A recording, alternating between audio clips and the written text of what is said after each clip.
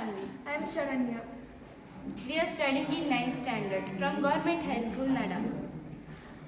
In this project, we came up with smart automatic street light.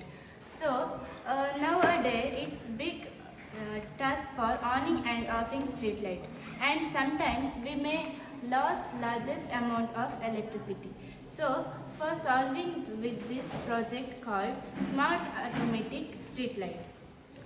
In this project, we are using Arduino Mega for controlling Arduino IED for coding and LED for output and IR sensor for sensing.